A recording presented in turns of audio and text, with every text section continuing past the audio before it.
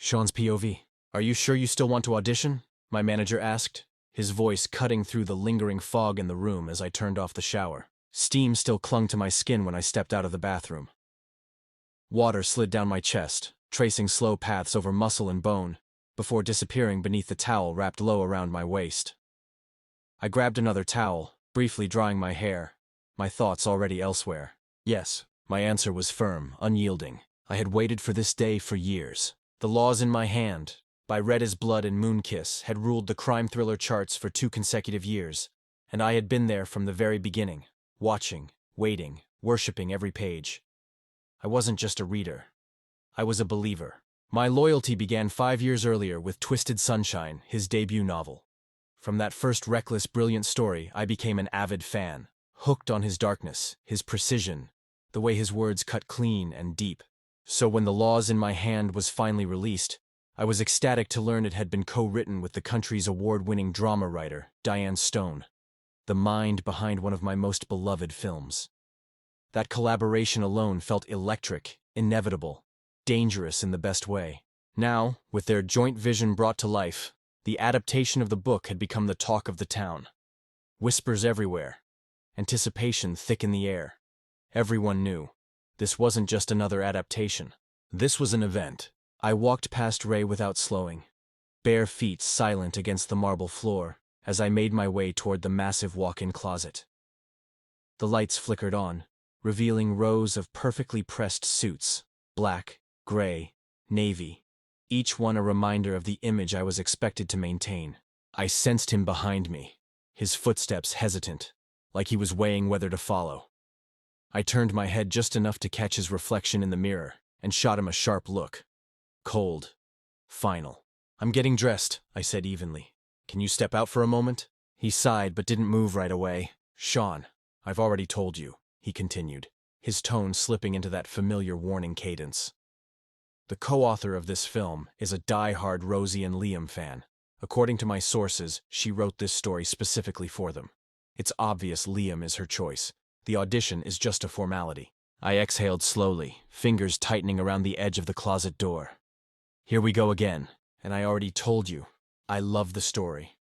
It would be a waste, I said quietly, finally turning to face him, if I didn't even try. RAB's page once revealed that the inspiration behind The Laws in My Hand came from his co-stars, Rosie Z and Liam W. Their film Still You, a phenomenal drama penned by Diane Stone, had left an indelible mark on audiences everywhere.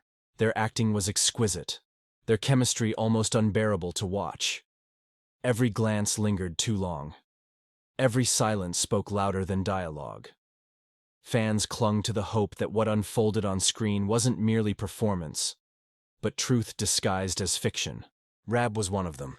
Law in My Hands had been one of my favorite crime thriller novels, the kind that stayed with you long after you turned the last page, and knowing that the author himself, RAB, would be judging the audition.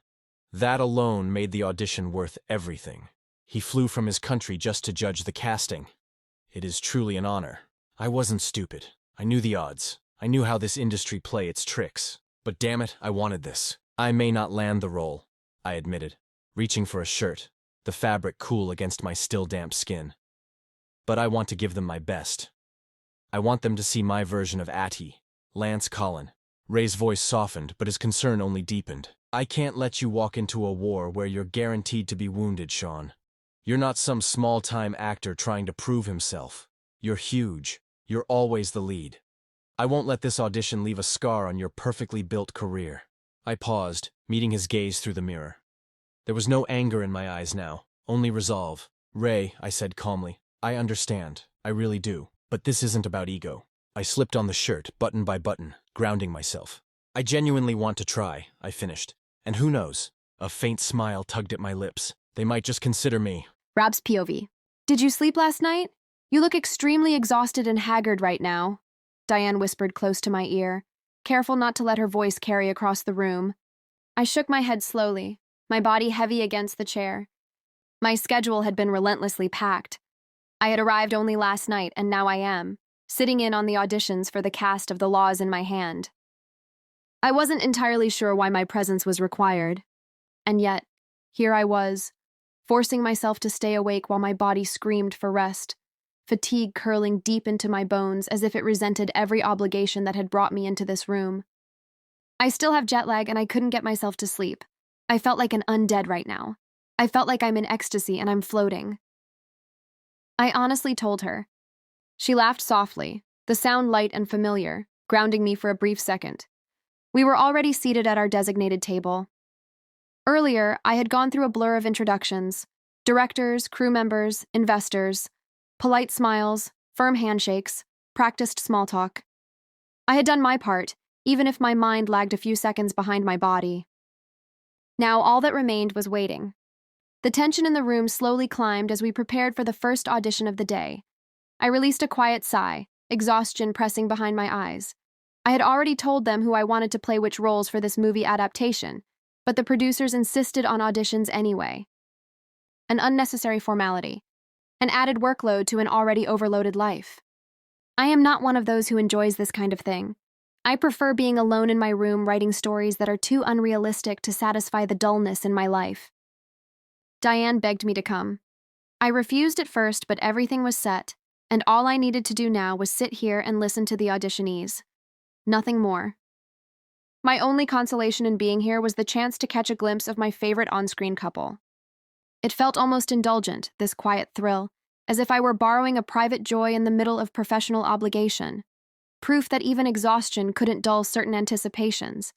Diane suddenly shoved a cup of coffee in front of me, a Spanish latte my favorite, still warm. She truly knows me. Take a sip and make sure to be awake for the whole day. I begged you, Red. All you have to do is to stay awake the whole duration of this audition. I smirked, reaching for the cup. I'm dying to drink this now. Make sure to have an extra. I might need 3-4 cups just to be awake the whole time. That earned a laugh from her, quick and amused. We were seated at one long straight table. At my left corner sat Diane, steady beside me. Next to her was the director, already scanning documents.